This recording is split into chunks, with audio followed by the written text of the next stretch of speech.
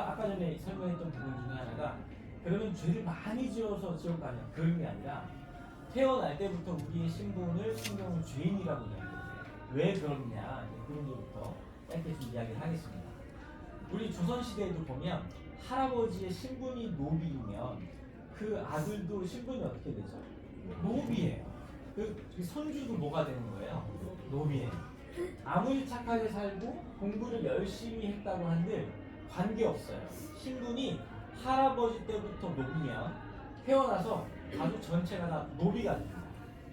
똑같이 인간이 태어날 때 하나님이 인간의 대표로 아담이라는 사람을 먼저 창조하셨대요. 근데 그 아담이 죄를 범하면서 아담의 혈통으로 태어나는 모든 사람들의 신분은 죄인으로 태어난다고 성경은 말해요. 이게 대표성의 원리거든요. 무슨 말이냐면 이제 우리가 월드컵도 하고 올림픽도 하잖아요. 그러면 이렇게 대한민국을 대표하는 선수들이 나가서 경기를 치러요. 그런데 축구 선수 11명이 싸우는데 승리를 하면 우리 대표팀 11명이 이겼습니다. 그렇게 말하지 않고 누가 이겼다고 이야기하죠? 맞아요. 대한민국이 이겼습니다. 라고 얘기를 해요. 왜냐하면 그 11명이 대한민국을 대표했기 때문에. 성경은 아담 한 사람이 온 인류를 대표하는 선수였다고 말합니다. 그러니 아담이 지는 순간에 아담의 혈통, 남자의 씨를 받고 태어나는 모든 사람의 신분은 내가 똑똑하든 무식하든 잘생겼든 못생겼든 관계없이 착한 일을 많이 했든 적게 했든 관계없이 신분이 뭐라는 거예요?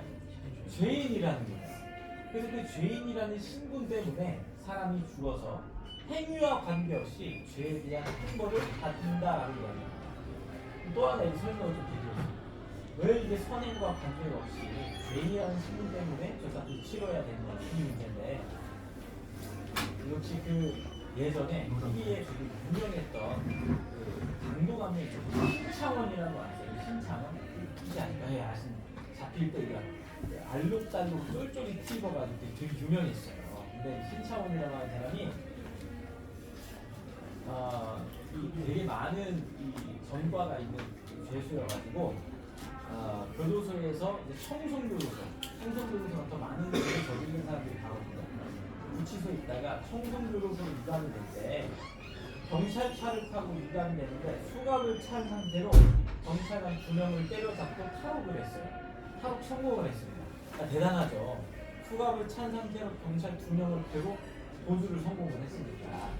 이분이 구치소에 갇혀 계실 때 어떤 목사님에게 전도를 받게 됐어요.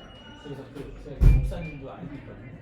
그래서 신창원이라는 사람이 구치소에 있다가 전도를 받게 돼서 내가 그동안 인생을 좀 잘못 살았구나. 내가 만약에 이 세상에 나가게 되면 이제는 좀 착하게 살고 싶다라는 생각을 했다고 합니다. 그러다가 이제 도주를 하게 된 거예요. 자유가 너무 갈망을 하니까. 나간 이후에 신창원이 탈옥 중이니까 수시로 경찰들이 막 조사를 하다 보니 신창원과 접촉이 있었던 사람들을 만나게 됐어요. 그분들이 한 이야기가 되게 특이해서 다큐멘터리로 만들어진 적도 있습니다. 신창원이 만난 사람들에서 이야기 나왔는데 신창원이 만난 모든 사람들이 하나같이 이 사람 너무 착하다는 거예요. 자기가 그동안 범죄로 저지르면서 모아둔 돈 있잖아요. 이걸 가난하고 어려운 불우이웃 분이 다 쓰고 다니는 거예요. 그 의인인가 도적인가 막 이런 얘기가 나올 정도로. 근데 보세요. 결국에는 아파트에 자기 여자친구와 함께 동거하다 잡혔거든요. 모든 만난 사람들이 다 너무 착하다 그랬어요. 선행을 하고 다녔으니까. 그런데 아무리 선행을 열심히 하고 다녔어도 그의 신분이 지금 뭐죠? 죄인이에요. 결국엔 잡혀서 형 집행이 진행됐습니다. 무슨 말이냐면 신분이 죄인인 사람이 아무리 착하게 선행을 하고 다닌다고 해서 그 선행이 우리를 천국으로 데려가는 것이 아니다 그 말이에요. 신분이 죄인이기에 선행은 아무 관계가 없어요. 죄인은 반드시 죄에 대한 대가를 치루어야만 합니다. 성경에 태어날 때 아담으로부터 내려온 그 죄를 우리가 원죄라고 부릅니다. 원죄. 원래 조상으로부터 내려온 죄. 그래서 아담이 죄인이기에 아담의 혈통으로 태어난 인류는 다 죄인이다. 그러면 여기서 이제 그 죄에 대한 대가를 누군가 대신 치러주지 않으면 우리는 태어나면서부터 죄인이기에 죽으면 다 지옥 간다고 성경은 그렇게 놨거든요. 그러면 참 안타까운 거예요. 저도 3살밖에 안 된 딸아이가 있거든요. 그 아이도 태어나면서부터 너무 이쁘지만 뭐라는 거예요? 죄인이에요. 너무 안타까운 거지만 죄인. 이건 우리가 뭐 바꿀 수 있는 게 아니에요. 인류가 그렇게 시작이 될 뻔했어요. 그래서 하나님이 보시고 인류가 너무 불쌍한 거예요. 그래서 어떻게 하면 이 인류를 구원할 수 있을까?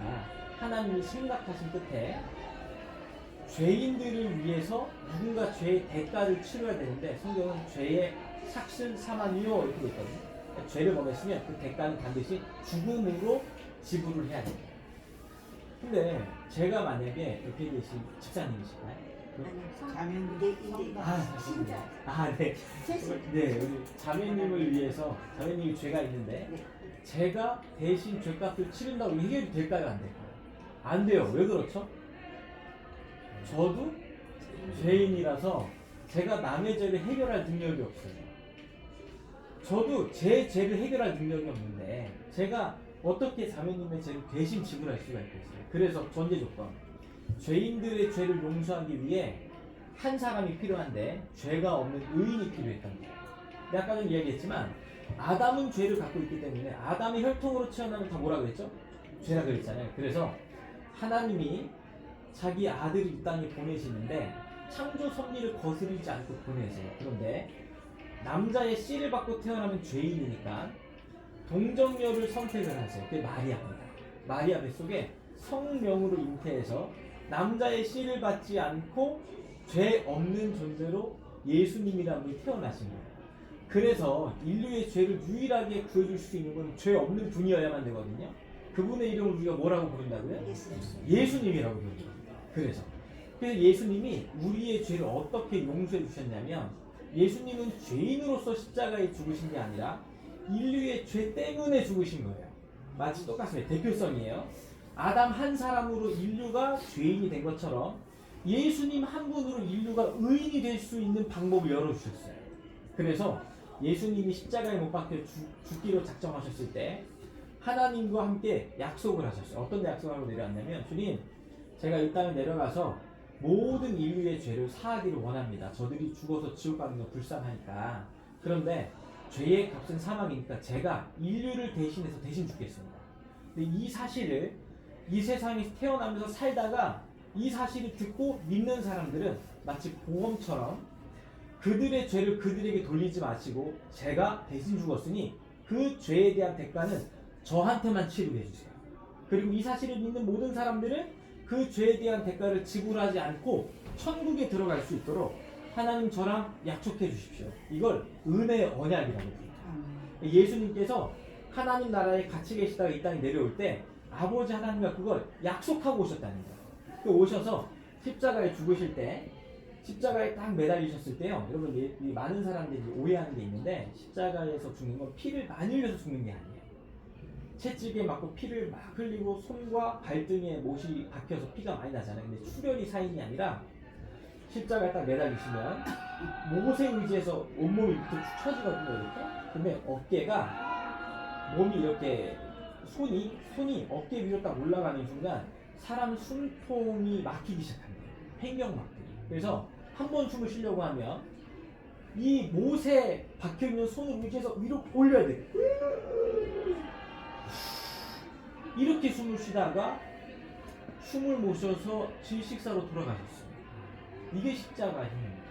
얼마나 고통스러웠어요. 근데 그때 우리 예수님이 십자가에서 이렇게 말씀하세요. 내가 다 이루었다. 근데 다 이루었다는 말을 헬라어로 번역을 하면 다 지불했다는 뜻이에요. 그러니까 주님이 십자가에서 뭘 지불하셨다는 거예요? 저와 여러분들이 져야 될 뭘 지불하셨다는 거예요? 죄에 대한 값을 지불하셨다는 거예요. 그래서 이 사실을 벌써 2000년이 지났거든요. 근데 하나님과 함께 맺은 은혜 언약 때문에 이 사실을 믿고 주님, 그 십자가에서 죽어야 되는 건 나였는데 예수님이 나의 죄 때문에 대신 죽어주셔서 제가 이 사실을 믿고 하나님 나라에 가게 됐습니다. 이 사실을 믿게 된 사람들, 그 사람들이 이 예수님께서 십자가에서 치르신 이 모든 혜택을 누릴 수 있도록 해주셨다는 거예요. 그럼 그 구원받는 게 어려워요? 쉬워요? 쉬워요. 예수님이 하신 걸 우리가 믿고 받아들이기만 하면 되는 거예요.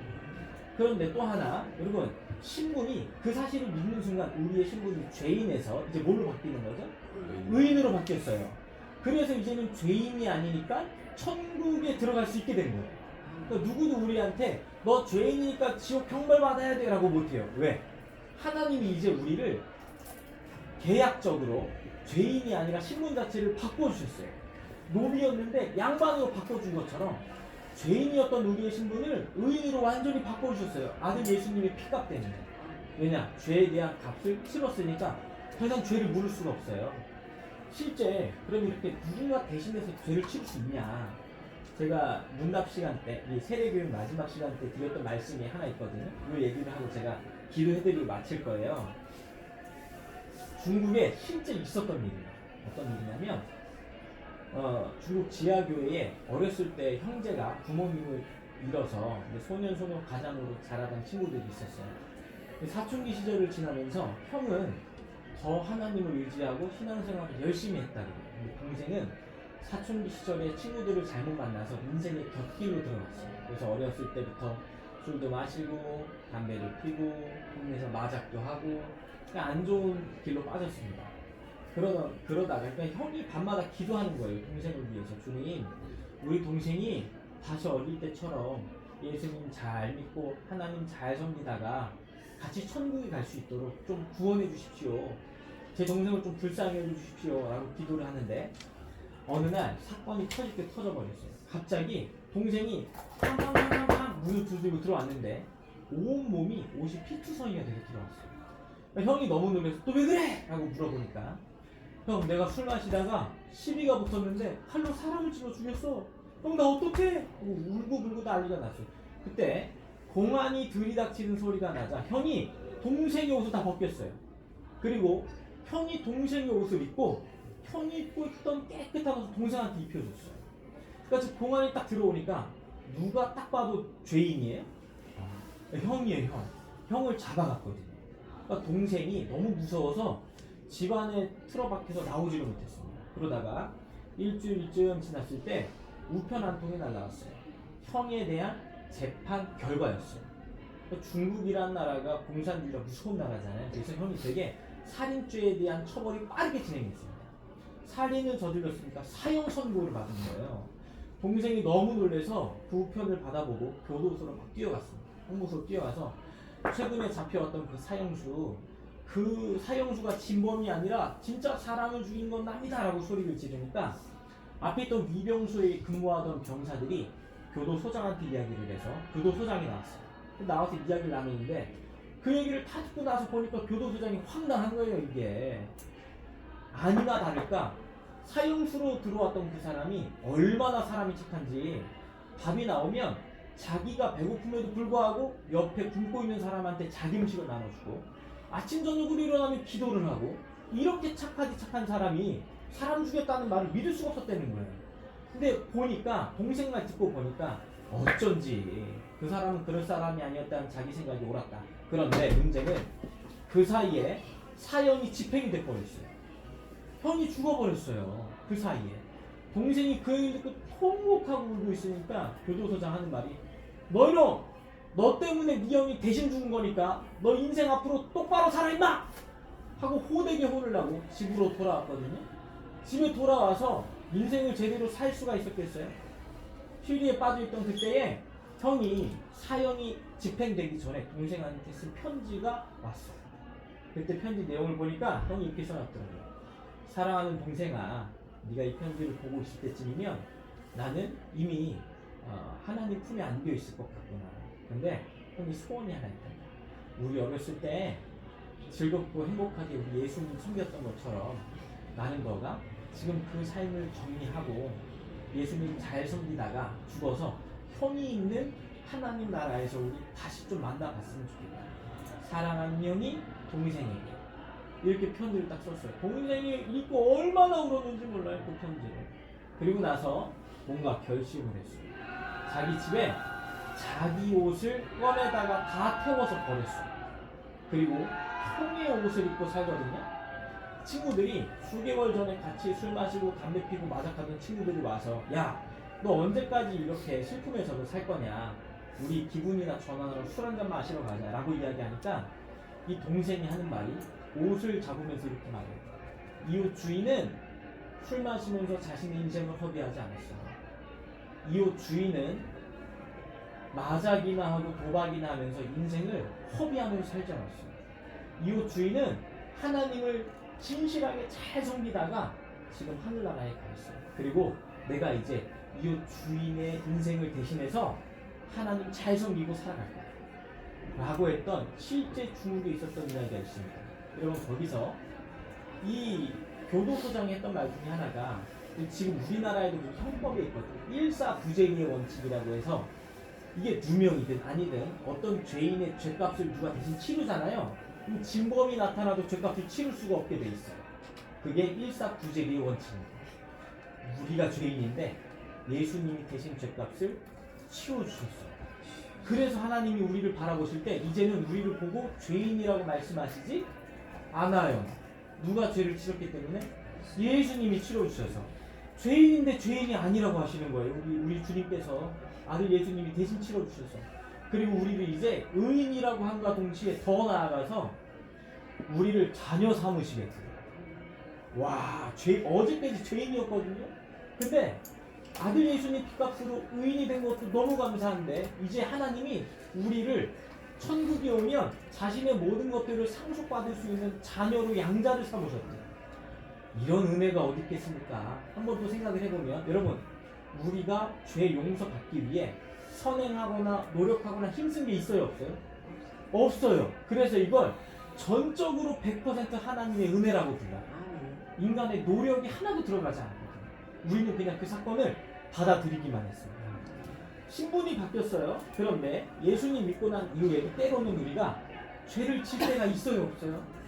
있어요. 갑자기 화가 나서 못 참아가지고 욱할 때가 있어요 없어요? 아우 저도 목사인데 욱할 때가 많아요. 저도 목사인데 욱할 때가 많아서 죄를 막 지어요. 그런데 예수 믿고 그럼 또 죄를 지으면 우리가 천국 갈까요? 지옥 갈까요? 천국 가요? 네. 죄를 지어도 천국 가나요? 네. 회개하면. 신분이 바뀌었기 바뀌었으니까. 때문에 천국 가거든요. 그러니까 신분의 문제니까 이제 죄를 지어도 지옥은 안 갑니다. 그런데 중요한 게 있어요. 우리가 죄를 지으면 우리를 양자 삼아주신 하나님 아버지 마음에 상처가 나요. 그리고 죄를 짓고 나면 한번 여쭤볼게요. 여러분 교회 열심히 다니다가 죄라는 걸 알면서도 이 죄를 짓고 나면 마음이 평안하던가요? 마음이 무겁던가요? 괴로워요. 괴로워요. 마음이 괴로워지면 하나님 앞에 오는 게 점점 무거워지거든요. 그래서 죄를 지지 않지. 하나님 마음에 더 이상 우리가 아픔을 들이면 안 되고 또 하나님을 사랑하는 대상으로 만났다가 죄를 자꾸 지으면 그분이 점점 무섭고 두려워져요. 하나님이 그걸 원치 않으시거든요. 그래서 우리한테 회개라는 걸 주셨어요. 그래서 제가 이거 설명할 때 이렇게 얘기했는데 제가 3살짜리 딸아이가 있거든요. 이제 곧 미운 4살로 진입을 해요. 말을 얼마나 갑자기 안 듣는지 제가 뭔 말만 하면 아니야! 싫어! 이 얘기부터 해요 이제. 너희라 아빠 청소하니까 왜 도와줘야지. 아니야! 그거 아빠가 해. 이렇게 얘기를 한단 말이에요. 그럼 제가 이제 이 아이를 혼내려고 딱 세워놔요. 근데 아빠 청소하면 도와줘야 돼? 안 도와줘야 돼? 그러면 아이가 자기가 잘못했다는 거 인정만 하면 되거든요.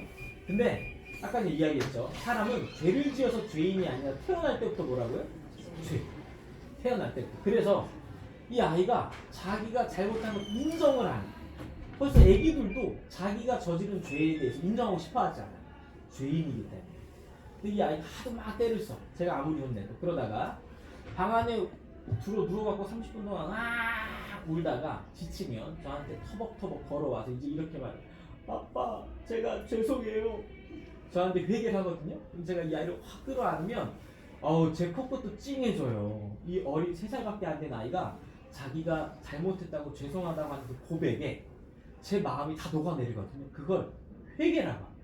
회개. 여러분 인생 살면서 우리가 죄를 완전히 안 짓고 살면 얼마나 좋겠어요.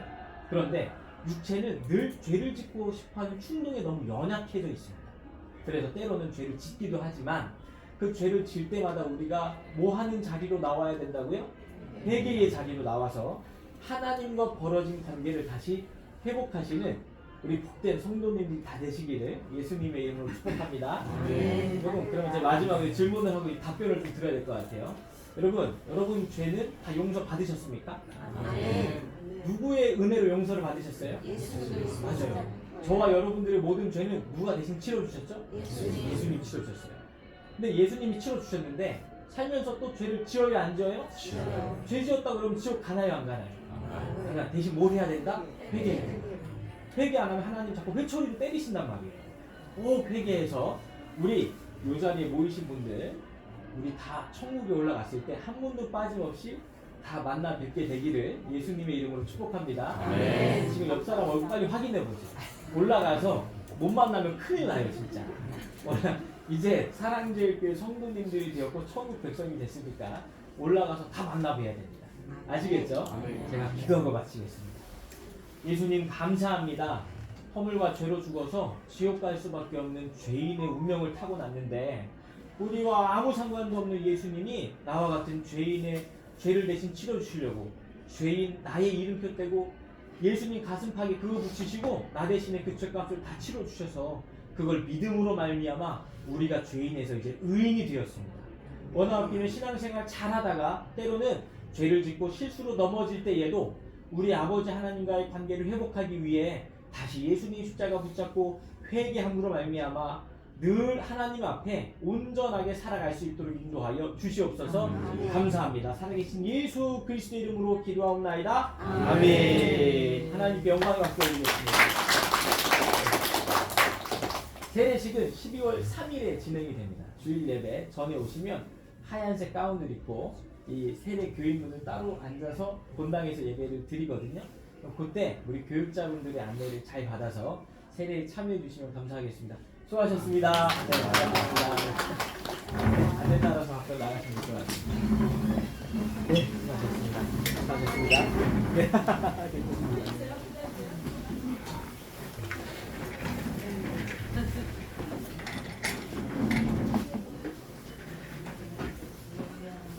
이따가 얘기했던 얘기예요. 네.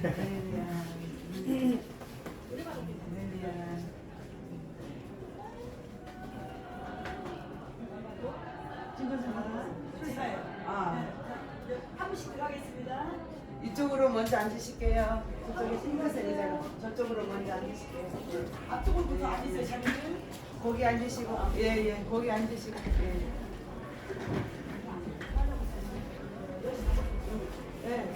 세례, 세례 문제. 어머님 여기 앉아 계시고요. 아, 그럼 아니, 문 닫고 따로. 그래도 따로. 여기서 얘기를 못 해줘요. 목사님 얘기만 안 들어도 듣기만 하고 되는지 그냥 나서세요. 옆에 와서 앉으세요. 괜찮아, 믿음으로.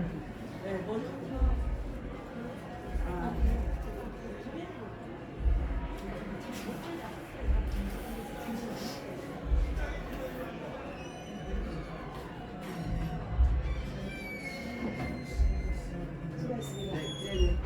불안하고요. 9시 목사님 이쪽으로 오시죠. 출석은 밖에서 체크했거든요. 예.